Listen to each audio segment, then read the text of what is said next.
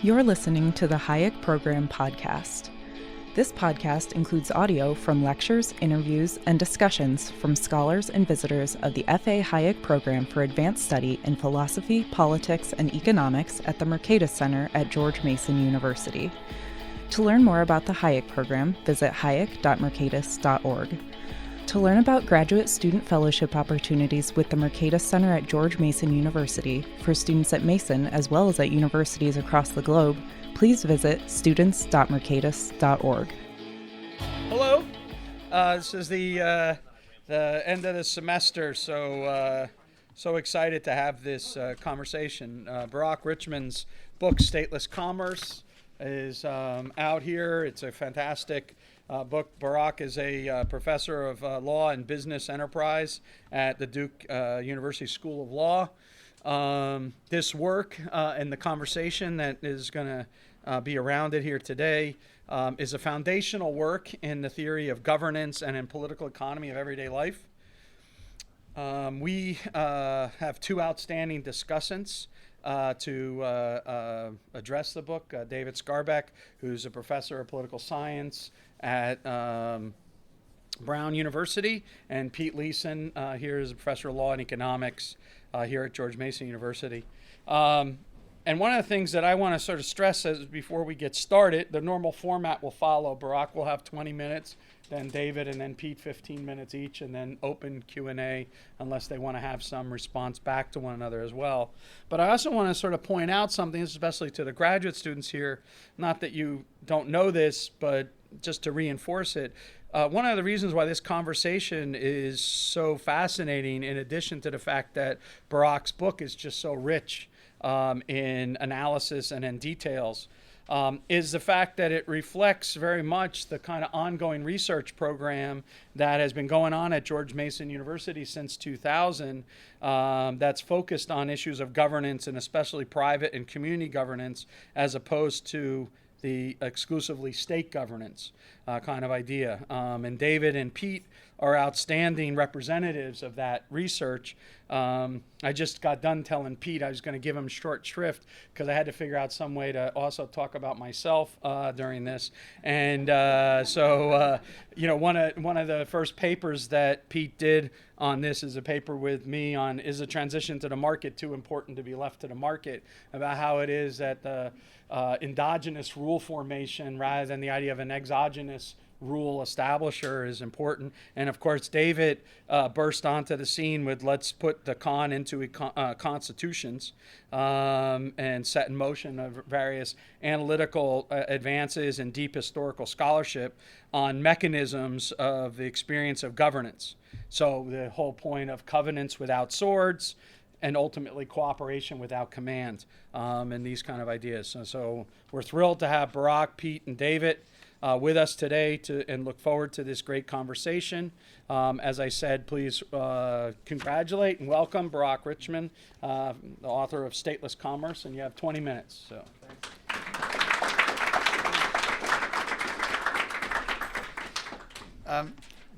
So I guess two things. First of all, it is a real honor to be here. And it's also a special honor to be part of a conversation with Pete and David, two scholars who I have enormous respect for and admiration for. And I think it also is especially meaningful to have the conversation here, and frankly with these two quotes also. Because at least what I have tried to do with the book is very much consistent with the motivation of why George Mason has this PhD program. It really is an effort to push beyond conventional thinking, to try to incorporate theories from multiple different fields, and to try to generate some kind of community of scholars that think about the kinds of institutions and relationships that have formed the modern economy. I think it's intellectually incredibly important and wildly exciting stuff. So it's terrific to be here, surrounded by people I admire and people with whom I think I share a lot of academic aspirations. So I'm not going to use 20 minutes. I'm going to use far less. I will reserve my time for comments afterwards for my retort, my rebuttal. That's what lawyers say. But also, I think both Pete and David might also not use all their time. We'll really try to come up with a conversation that will invite your participation, and maybe we can even find things to disagree about and really go at each other. That's always kind of fun. The majority of my time I'm going to use showing this video. I'm showing it for two reasons. One, it was produced by my 12-year-old, and I'm very proud of it. But the other reason is that what brought me to this topic, I think, can best be described or presented through a multimedia format. So without any additional introduction, I'm just going to show the video, and then I'll just have a couple comments to say. Visit Midtown Manhattan, you might stroll down Fifth Avenue and witness one of the most cosmopolitan retail centers in the world. You might also stroll down 6th Avenue. The whole video is just and 2.5 view the minutes, so we're not going to International fast. bank offices and other heights of today's modern commerce. But if you wander from 5th to 6th along 47th Street, crossing from high fashion to high finance, you'll find yourself in what looks like an ancient barter economy. New York's 47th Street is the epicenter of America's diamond industry, and to the visitor it might feel like a time bubble. Instead of midtown stylish shoppers and elegant business people, pedestrians on 47th Street are a cross-section of global economy, with different ethnicities, languages, and energies unfurled in the street. Business is organized around family and community networks, and disputes are resolved privately, without relying on courts or legal enforcement. This insular commercial world is explored in Barack Richmond's new book, Stateless Commerce, The Diamond Network and the Persistence of Relational Exchange. It delves into the world of diamonds and asks how millions of dollars worth of diamonds can be transacted each day without formal contracts and law enforcement. It then uses the mystery of the diamond industry to ask broader questions. Conventional theory shared by policymakers, economic historians, and all shades of academics says that modern legal institutions are necessary components in the path of prosperity. Why then, in spite of rejecting the very institutions that received credit for building modern economy development, do ethnic commercial networks still dominate certain industries well into the 21st century? Alternatively, if certain ethnic economic networks thrive in modern economy, why do they not dominate a larger portion of modern commerce? This book explains why and how ethnic networks succeed where the instruments of modern commerce fail. And it teaches that ethnic commercial networks encounter their own troubles. And so, while modern and pre-modern economies live side by side in 21st century New York City, they also compete with and consume each other. So, there are a couple things I really like about that video. Each other. I want to. First century New York City. There, I want to hold it. This is the image I want to hold up there. So there are a number of things I really like about this video. Number one, it really captures what initially got me curious about this topic. You walk down 47th Street in New York. This is 47th Street between 5th and 6th Avenue, and it's different. It essentially, on multiple levels, you know that something different is going on there than what's going on in the rest of Manhattan. You see different players, you see a different kind of, different languages, different levels and types of activity in the street. This is a very different kind of economy, relying on very different kinds of economic organizations from the rest of Manhattan, really even just from 5th Avenue and 6th Avenue. And I like this picture especially. This reminds me of the famous Coase article in 1960 that describes relationships, or you might say the contracting relationships between the rancher and the farmer. You have, in the Coase article, you have the rancher and the farmer engaged in two very different economic activities. Each one somewhat encroaches upon the other, And they work it out. And the border that demarcates one form of economy, one enterprise from the other, is privately negotiated. And that's really what you see here in New York. You see two different economies living side by side. And the question I ask is, first of all, why are they both there? And secondly, why are they represented the way they are? Why is there a border? And why is the border where it is? So maybe the first question I'll very briefly answer is, why is it there? Why does 47th Street look so different? And the simple answer, and this is something that everybody in this room knows very well, is that there is a different governance structure. The thing that motivates the diamond industry's governance structure is as simple as the difficulty of the diamond itself. The diamond, sometimes I bring a prop. The diamond you can put in your pocket, and you can take it anywhere. And because of that very simple observation, it is extraordinarily difficult to contract for it. When I give you a diamond with a contract where you promise to pay me in the future, it's the simplest of all financial arrangements, but it's something that a modern court cannot enforce. You can take that diamond anywhere. I might be able to get whatever assets you leave behind, but the whole idea behind diamonds is that it's liquid, and all of your assets are in diamonds, and you can take it anywhere. And therefore, the instruments that the modern economy has used to govern credit sales or time and consistent exchange are ineffective. And it illustrates how dependent we have become on those kinds of mechanisms. We buy cars, we buy businesses, we purchase houses.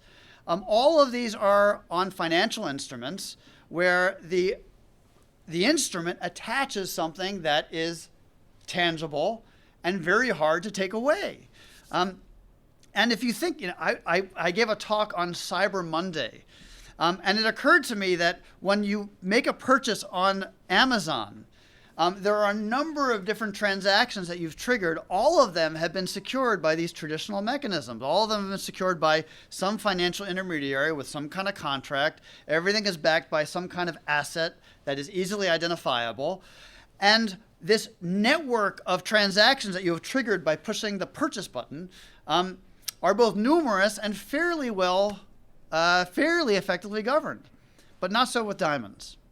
So everything that we have come to rely upon in our modern commerce does not help with the diamond industry. And for that reason, it relies on a different kind of governance mechanism. And the book goes into some detail about how we have individuals, families, members of an ethnic community that use non-economic sanctions, that use connections that secure long-term economic benefits, that serve as the sanctions or the instruments of enforcement that secure credit sales in the diamond industry.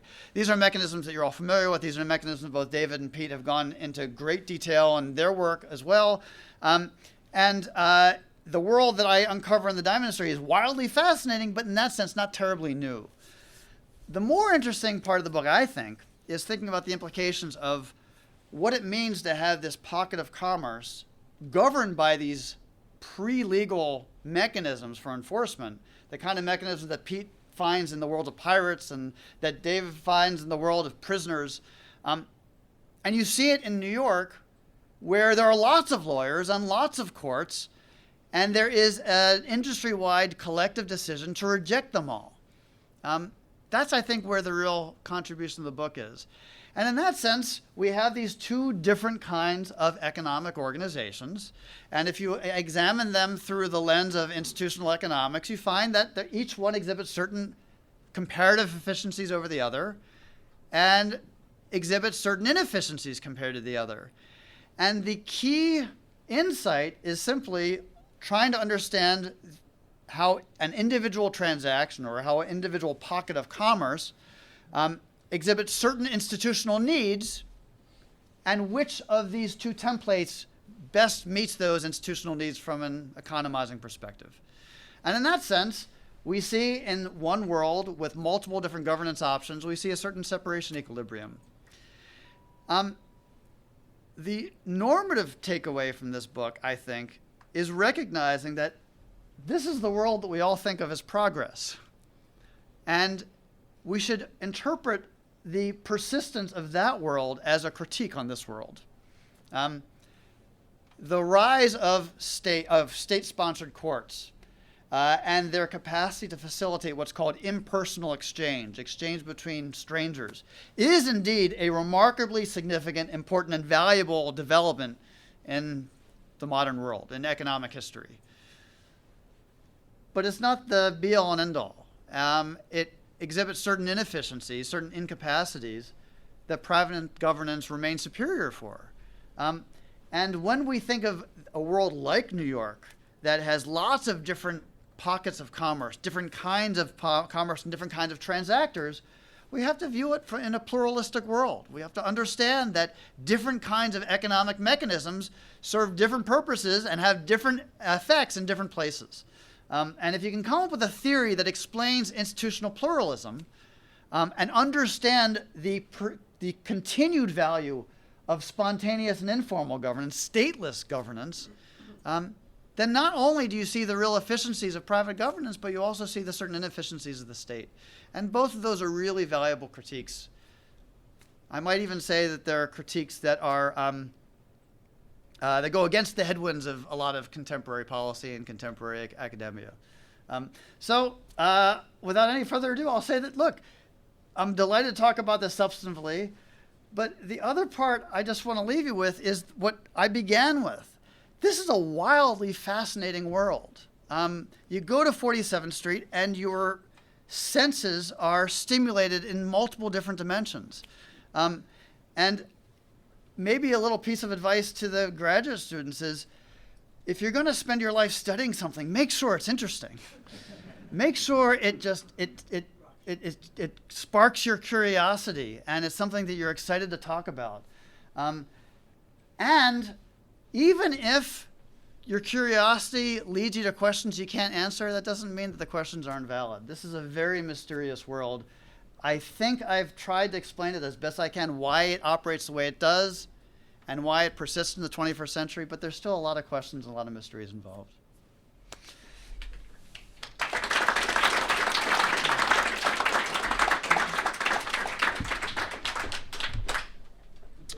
So I'm delighted to be here. Thank you so much for the invitation. It's very impressive to see the building and everything that's going on here.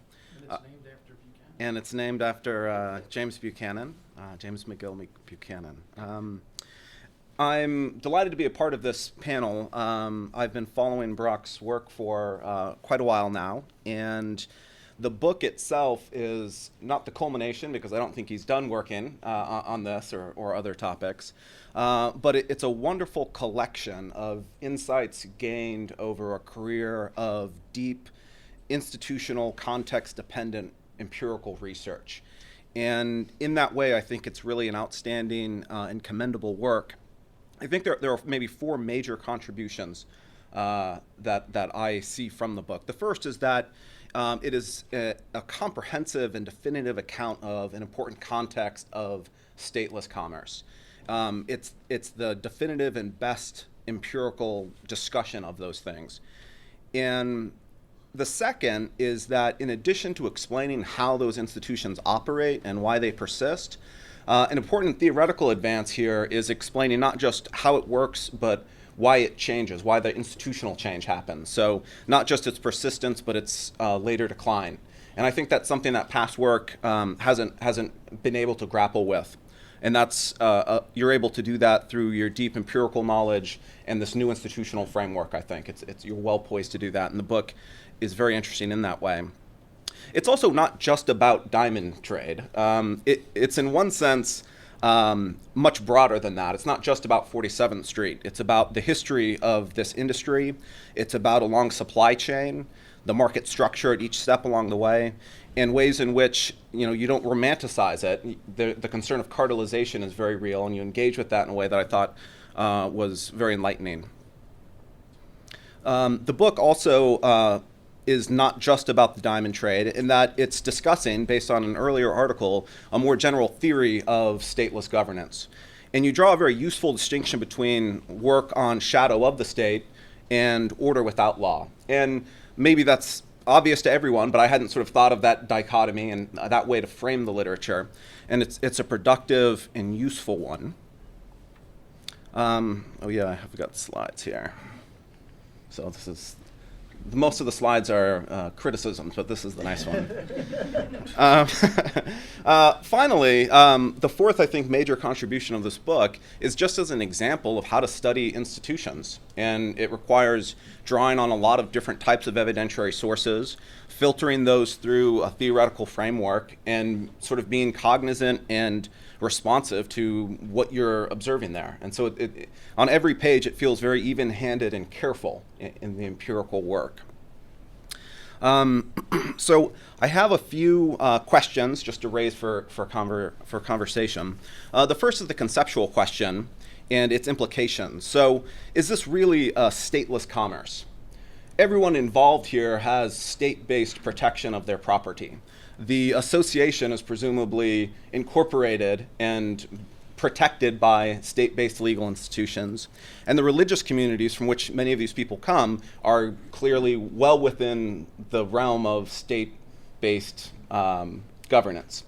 And so on the margin, you're showing that statelessness works in a particular way, but that's on a foundation of a vast amount of effective state-based institutions.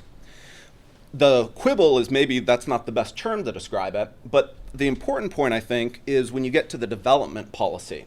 Because the countries that this may have lessons for don't have that framework. They're starting from a place not just where the exchange may or may not be self-enforcing, but maybe nobody's protecting their property rights in the first place. So we might think about how well, or how well does the theory travel, or how well does its lessons travel. The second issue that came to mind was in thinking about the exercise in descriptive inference, in trying to tell us from a few pieces of information, from pieces of evidence, a broader story.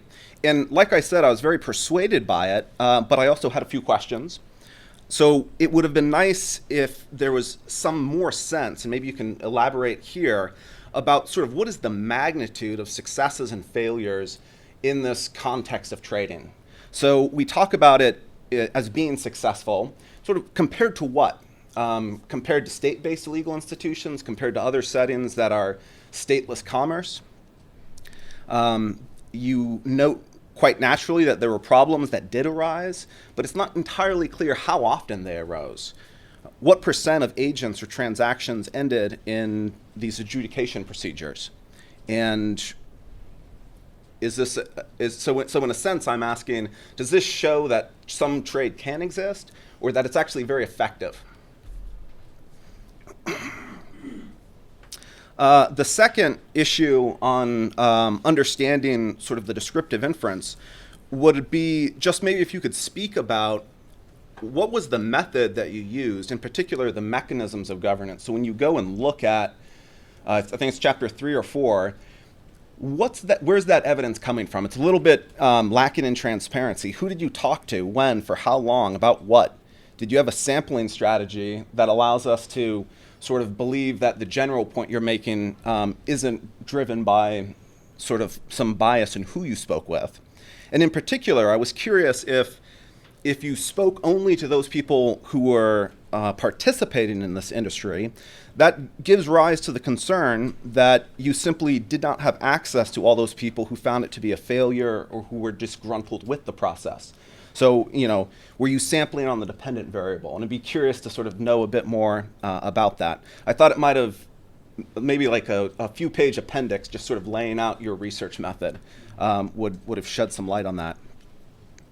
In terms of sort of understanding the argument, the causal argument that you're making in the project, and you've raised the issue here today, and so I'm going to sort of confess my ignorance that I wasn't perfectly sure about something.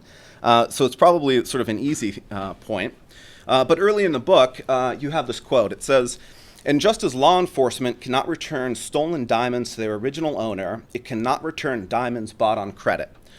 This is a critical premise of the book, which is what caught my eye. It's important. And you write, modern courts and state-sponsored law enforcement, which we rely on to secure contract and property rights, can do virtually nothing to secure a diamond executory contract. You said that here today, and I'm not quite sure why that is the case. And my concern is in part that the way the diamond trade is organized today, they can't, but that doesn't mean that it's the diamond and the characteristics of the diamond that require that. So you note that there's a high value to volume, and so someone could have a diamond and take it and leave. If there was an escrow account, or if there was a corporation's financial standings there, how would that not overcome that concern? It might be, as in past cases, that courts don't have the expertise and the information that's required. It may be too difficult to collect or understand the nature of the exchange. But if that's the case, it seems that one of these shadow of the law style adjudication processes could fill that gap or inability through state-based governance institutions. I guess the question is it that diamonds in general simply can't be governed through state-based legal institutions, or the way that the current diamond trade is practiced means that it cannot be? And I almost wonder if it's the latter, given the fact that the decline of the diamond trade today and the rise of vertical integrated institutions now are operating, it seems to suggest that it's not inevitable or impossible for states to govern the diamond trade.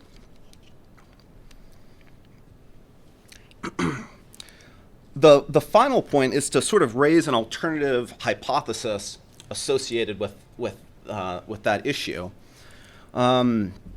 which is that your argument seems to be that this is an imperfect but very efficient way of organizing the trade. Again, I like the fact that you raise the issue of cartelization and the inability to sort of have innovation within an industry. I think that's fascinating. I guess I'd be interested in your thoughts on an alternative explanation. And so if you think of the work of Yale political scientist James Scott, in his book, The Art of Not Being Governed, he describes the ways in which people of Southeast Asia structure their lives to avoid state surveillance and control. Their social structures, provision of necessities, other cultural practices are created to avoid being grasped and governed by the state. And so I wonder if an alternative argument is not that states can't govern diamonds, therefore it's stateless commerce, but if there's stateless commerce because they seek not to be governed by the state, to avoid taxation, regulation, and disruption of cartelistic behaviors. And in that world, it's still fascinating to see the commerce that's existing that's statelessly, but the welfare or the implications for that and whether it's desirable or not, I think is more debatable. I think this is a wonderful book. I'm going to assign it in my class on extra-legal governance, and I think that this is a definitive account of the diamond trade, and congratulations on a wonderful product.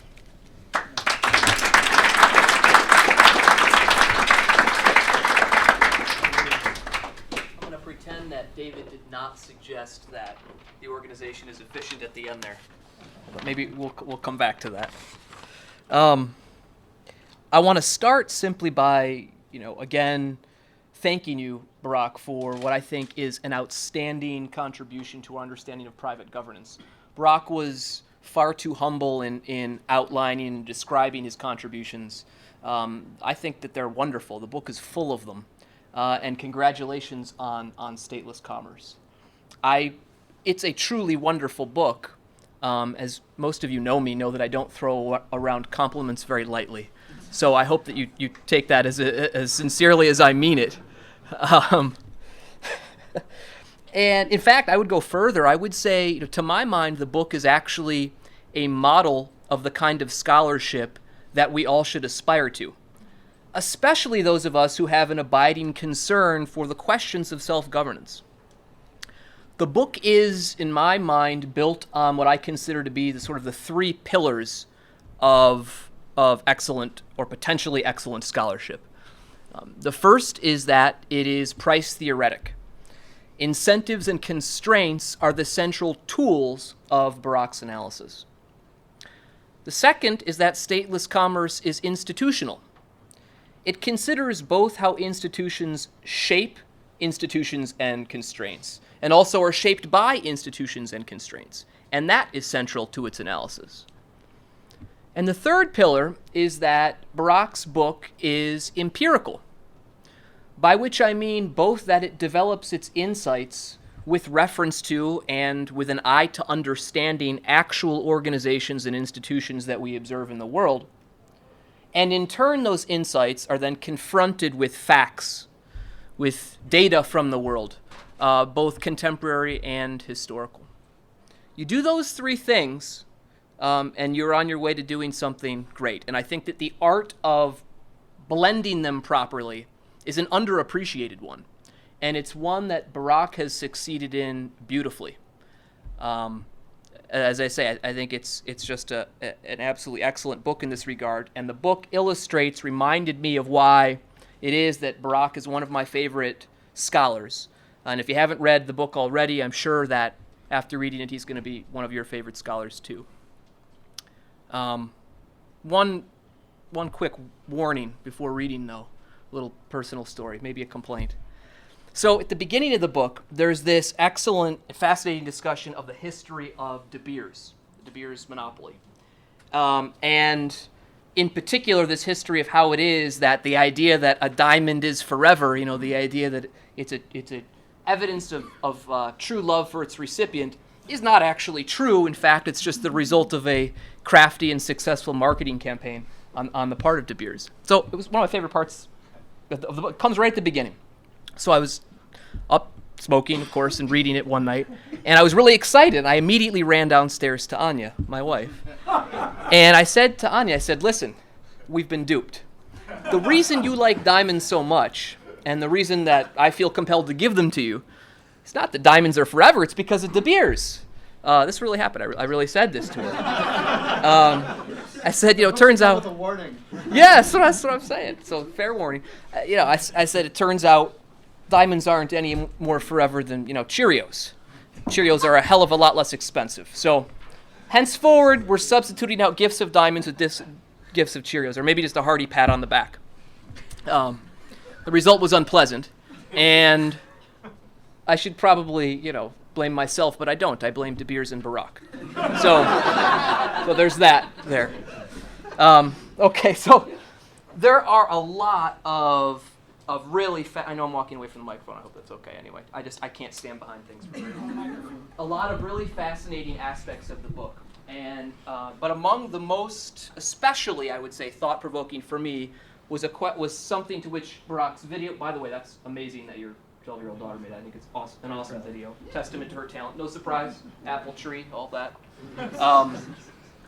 She refers to, at the end there, troubles of the private governance system that the diamond dealers use. And David referred to the decline. And I think also that is one of the most fascinating parts of the book. And it's the part that I want to sort of focus my attention on in my comments here. And the basic question that I want to ask is the so-called breakdown of the private governance system of the diamond dealers, the deterioration of their private system of cooperation, taking that at face value, is that in fact, as I think Barak would construe it, or most people would construe it, a bug of private governance? Or could it be possible that it might actually be a feature of their private governance system? And on the surface, I think that seems like probably strikes you as a stupid question. And I'm going to talk about in a little bit why I think it's not so stupid of a question. But I want to motivate it by asking you to just think about, in general, how hard it is, in fact, even for social scientists who know a lot about the various subject matters that they're studying, to distinguish bugs from features. Has anybody ever heard of the whirligig beetle? Any fishermen in here? Whirligig, so it's little bugs, right, that are float on the surface of water.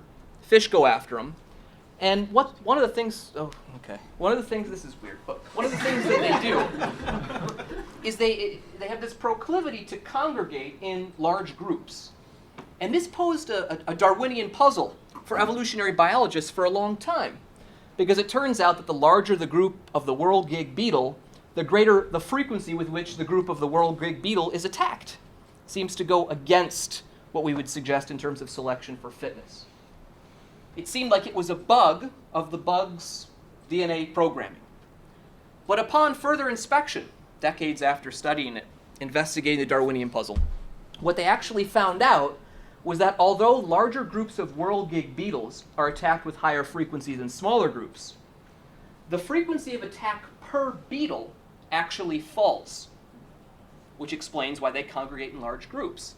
Seemed like a bug on the surface, but in fact it turns out that it was advancing selection, fitness for the species overall. If you're arguing with capitalism about with somebody, right, one of the things that probably you've encountered is that they will point to competition as a bug of the capitalist system. There's this trip, why do you need 300 producers of tennis shoes? It's redundant and wasteful. We should just have one producer of tennis shoes. They could specialize. We can eliminate all the redundancy, save all the resources. That makes sense on the surface, but of course, as an economist, someone who understands how markets work, we would say, no, actually what looks like a bug to you, non-economist, is actually a feature of the system. We recognize desirable properties of the fact that there are 300 shoe producers. Competition is a good thing. Many other examples could be adduced. In fact, I'll share with you very quickly, just one very, very brief one. When I came home from college one year for my dad's birthday, my dad is a big pipe smoker, cigar smoker. He has a lot of pipes, big pipe collection.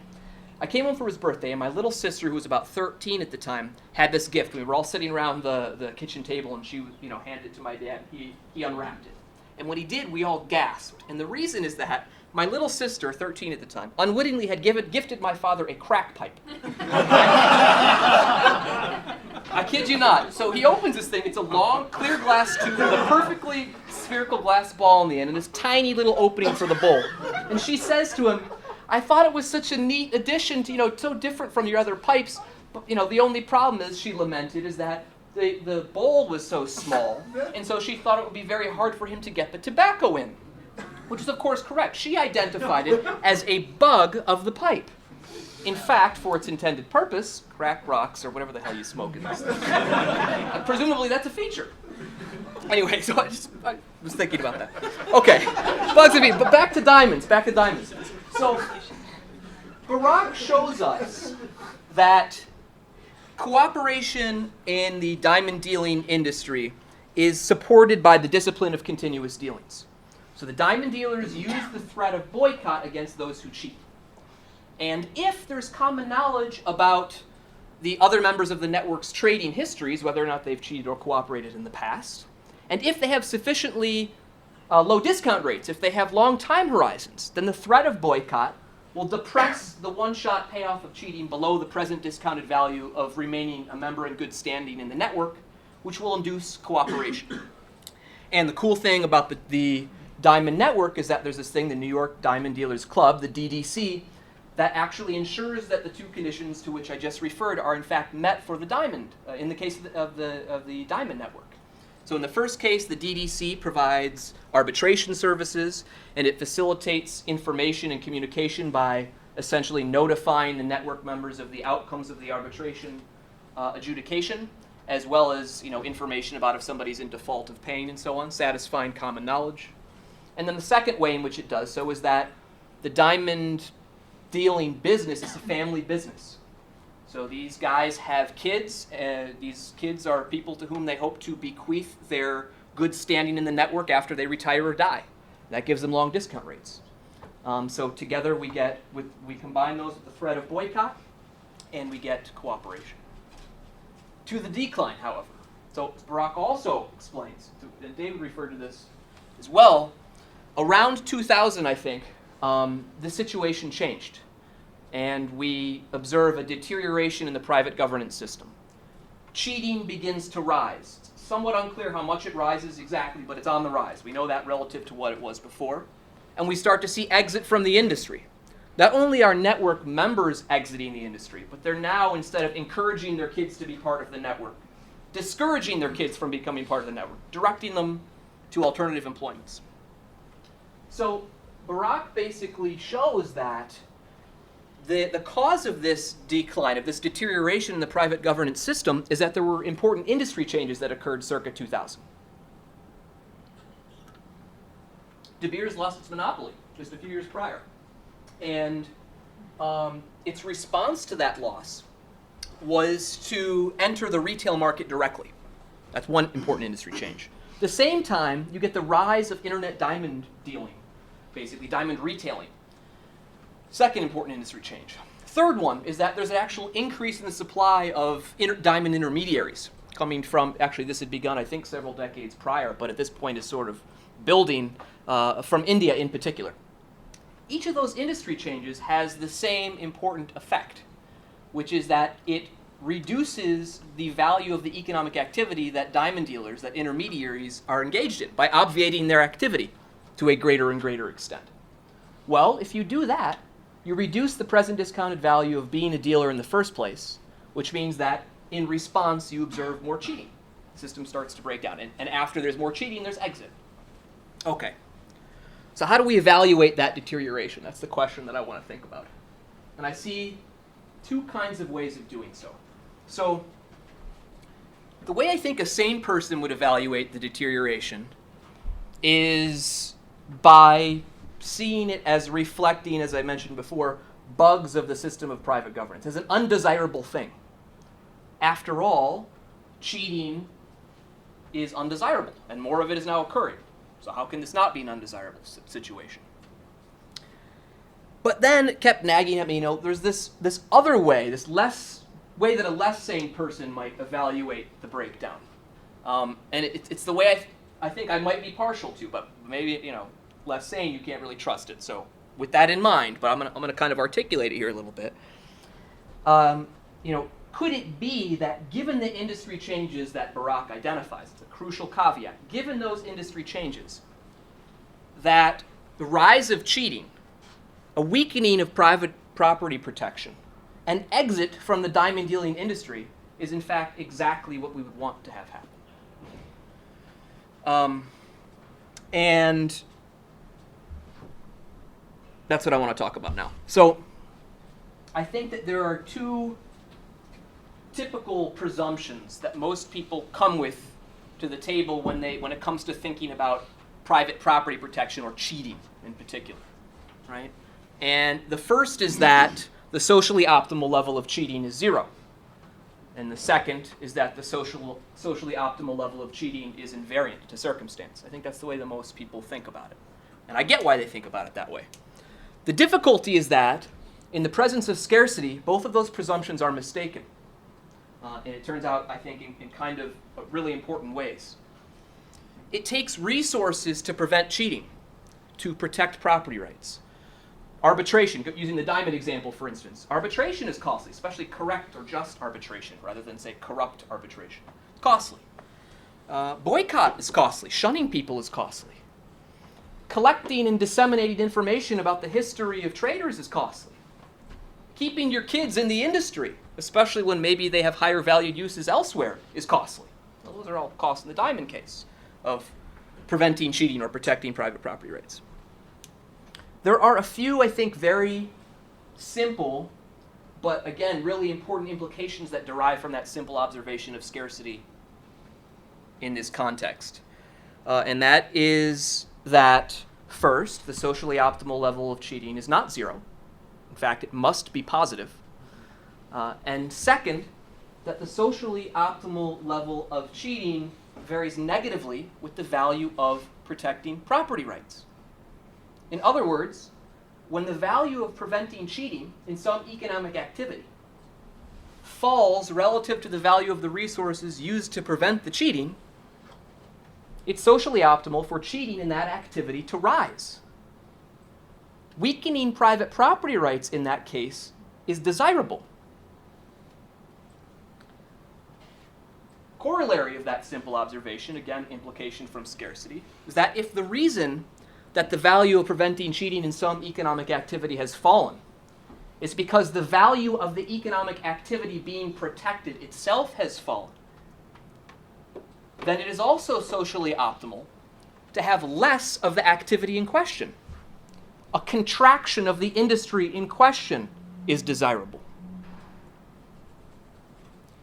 In the limit, if the value of the economic activity in question falls sufficiently, then zero private property protection and zero of the activity in question is in fact socially optimal.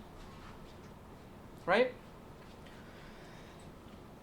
Under such circumstances, the ability of a governance system, which is the thing that determines the degree of private property protection, that determines the amount of cheating, the ability of the governance system to self-destruct, to endogenously implode, as it were, is a feature, not a bug.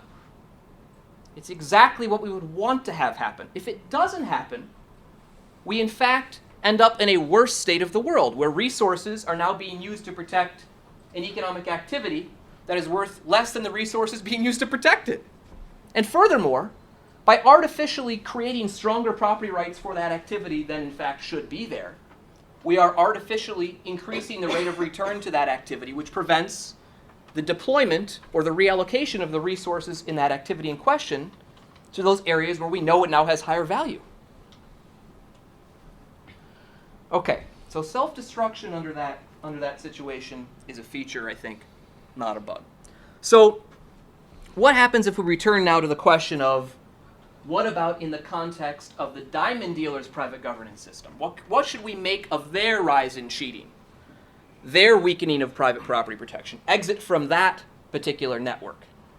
I think the logic that I just pointed to suggests that it's at least reasonable to think that rather than reflecting some pathology of private governance, it's in fact a feature of the private governance system that under such circumstances it would unravel. I'm going to return to that in 1 second.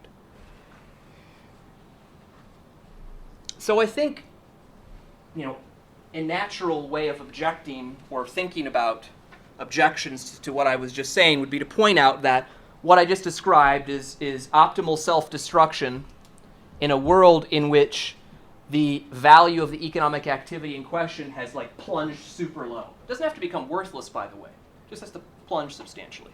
And you might say, look, that doesn't fit the diamond case, because while it's true that the value via obviated intermediaries of being an intermediary, being a diamond dealer, fell substantially because of these industry changes that Barak identifies. While it's true that value fell significantly, it didn't fall all the way to zero. Maybe it didn't fall far enough, and therefore breakdown would be suboptimal. So if we're observing breakdown, that would be a bug of the system, not a feature.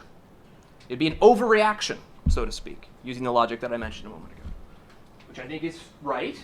But I would respond to that by saying the system, in fact, has not totally self-destructed. We don't have total breakdown. Property rights are weaker than they were before the industry changes, but they're not zero. We've got more cheating than we had before the industry changes, but we don't have rampant cheating. And it's true we've had some contraction of the industry relative to before the industry changes, but the industry still exists. There appears to be actually quite a large number of these guys still, diamond dealers. Then the question comes up, well, okay, so, but maybe the system is on the path to unraveling. It's on the path to this breakdown. And this is the kind of standard, this is like the Greif institutional cycle hypothesis, which, I gotta be honest, as you could probably guess, I have a lot of problems with the institutional cycle hypothesis. We don't have to get into that right this second, but the idea is sort of that now that we're on the road to, in this one application, in this context, is that now we're on the road to eroding private property protection. The system has to self-destruct. It's like that's how it goes, basically. And what I want to say is that I don't think we have enough information yet to know whether or not we're on the path to total deterioration.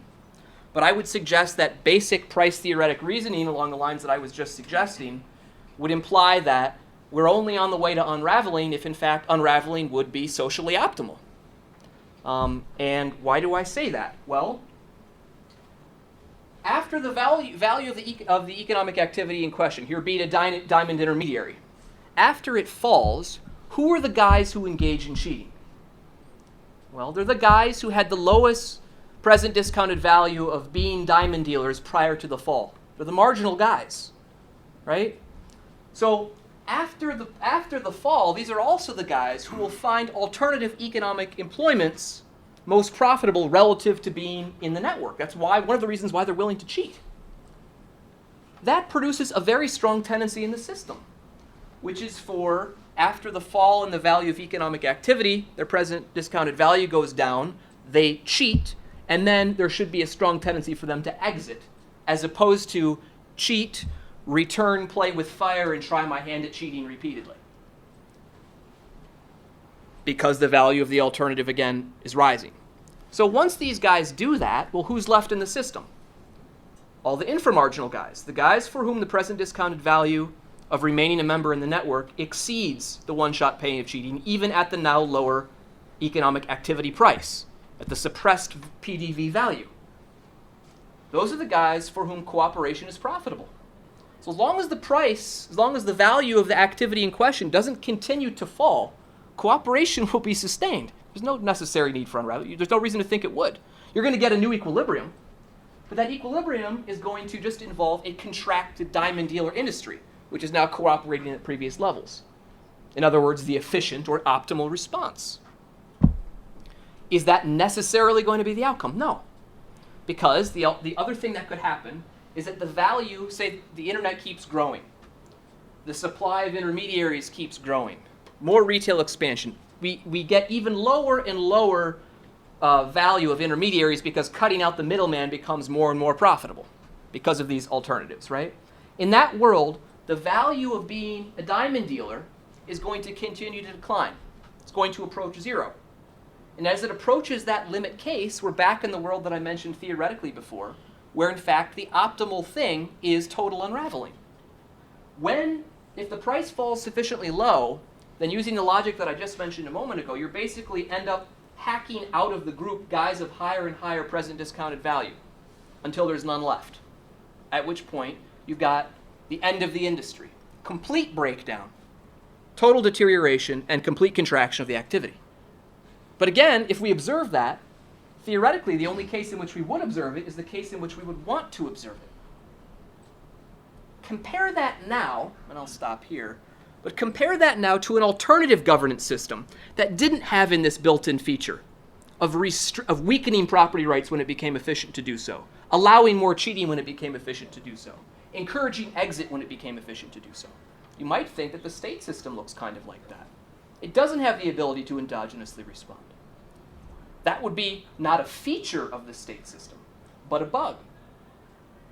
But as I say, these are sort of just the musings of an insane person, so you should probably discount them. What I want to do is to simply thank you again, Barack, for a wonderful, wonderful book, wonderful contribution. That's it. Thank you.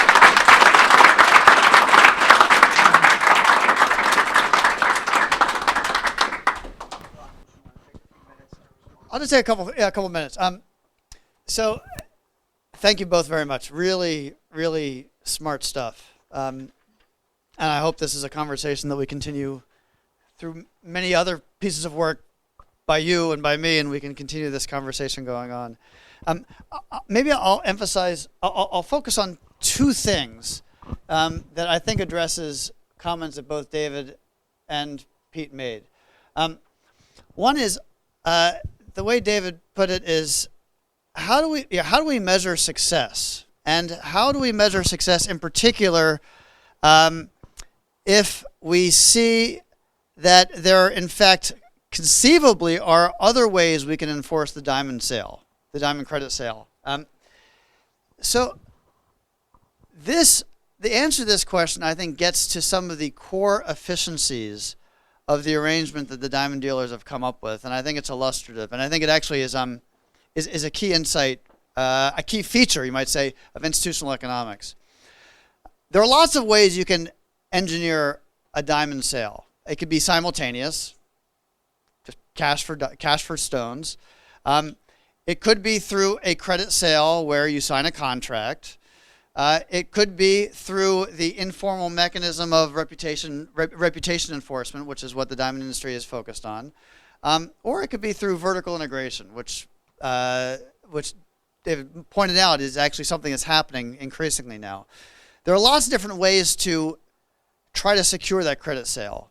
Each one has certain faults, and squarely with institutional economics, what you're doing is you're looking at the comparative institutional efficiencies of each different mechanism. The reason that reputation-based exchange is efficient is really important and interesting. Simultaneous exchange, the real problem there is that diamonds are really expensive. There is a very significant capacity constraint if you are a small individual, and therefore credit sales are wildly more valuable. To the degree that you can get some kind of financial backing, like a credit sale, like escrow, some kind of credit card, some kind of letter of credit, you are comparing the risks that are assessed by the bank, the third party, versus the community, the person who actually is extending the credit.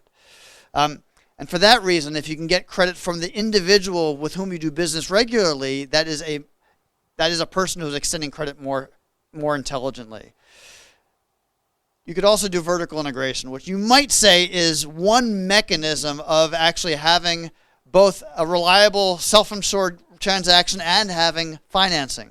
Why is it that maybe when De Beers, instead of De Beers selling to people on credit, or instead of a dealer selling to people on credit, maybe the dealer should actually just take the stone, turn it into jewelry, and sell it retail? Comparing the efficiencies of reputation-based mechanism with vertical integration, I think, is really key in understanding why the diamond dealers have done what they've done.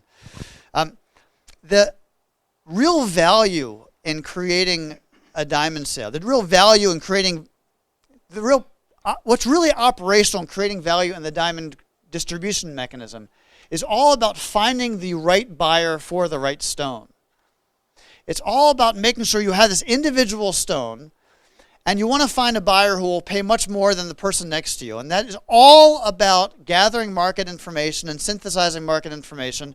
And this is really where Hayek comes in. This is Hayek. This is spontaneous governance. This is about coming up with a mechanism of individuals through market features, market mechanisms that synthesizes market information, disseminates it quickly, and creates value. This is a core Hayekian idea, and it's why the credit sale through reputational mechanism is superior to the alternatives.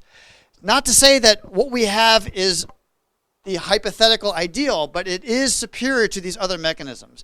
It's a key feature in understanding why we have why 47th Street not only looks so different from everything else, but frankly, why it looks the way it does. Why you see the frenzy of dealers running around the street. That's where all the pictures came in. These are all people who are negotiating sales in the street.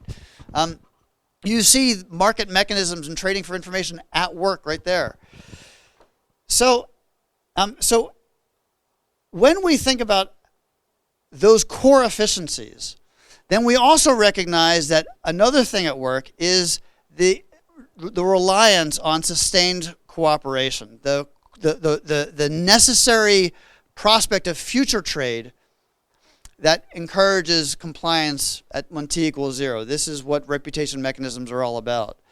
And both David and Pete remarked, and maybe it really is it's a feature of the book, not a bug of the book.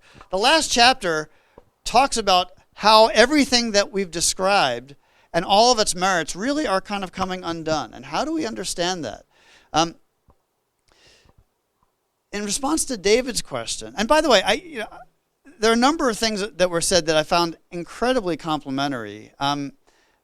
The most complimentary of all the comments is that this is a project that is very much grounded in empirics, and it's not a romanticized project. It's wildly fascinating, but there are.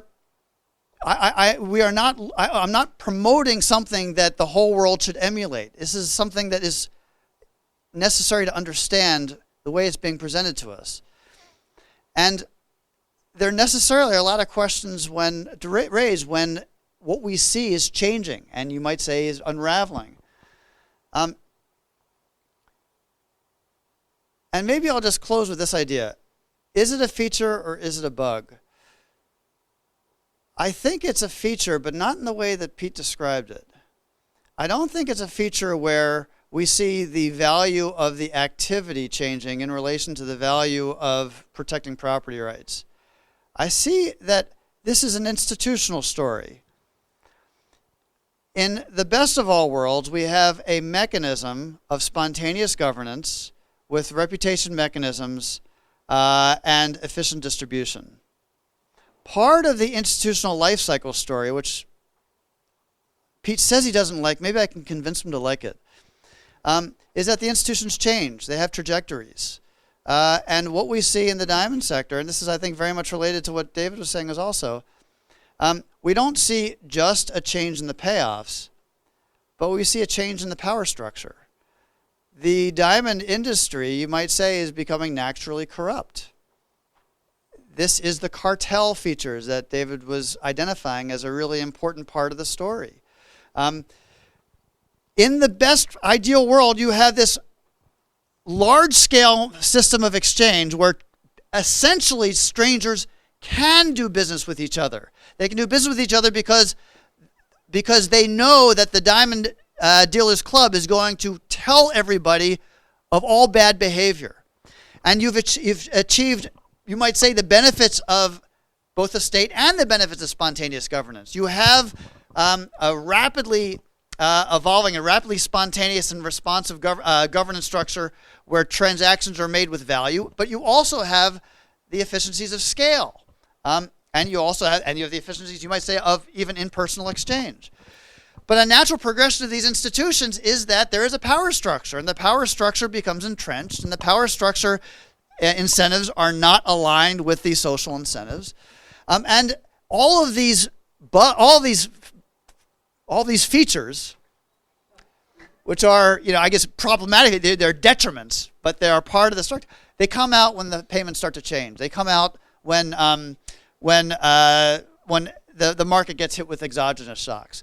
I do tell a story that I try to be dispassionate about that's not always predictive, that what's happened in 2000, it started in the 90s, started in 2000, especially 2005, really started to unravel this. It's an exogenous story, things that are outside the diamonds, things that are beyond the diamond dealer's control, started to change the payoffs of cooperation.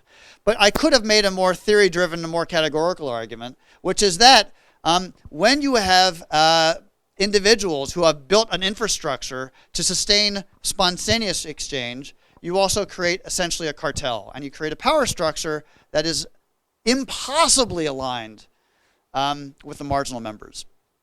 So I think that what we're seeing here is a generalizable story about private governance. And maybe what we see as the rise and fall of certain private governances, and maybe this temporary replacement with state institutions or vertical integration, is another opportunity for more creative organizational forms to come up with alternative and more efficient mechanisms that can reduce the rents that are inherent with state-based exchange. So this is a wildly fascinating conversation that the two of you have started. And I do think that if we push hard, maybe even beyond the facts we have, maybe we can come up with some more comprehensive theories. Thank you for listening to the Hayek Program podcast. To learn more about the research, scholars, and work of the Hayek Program, visit hayek.mercatus.org. For more information about graduate student fellowship opportunities for students at Mason as well as at universities across the globe, please visit students.mercatus.org. We hope you recommend students to our programs or consider applying yourself.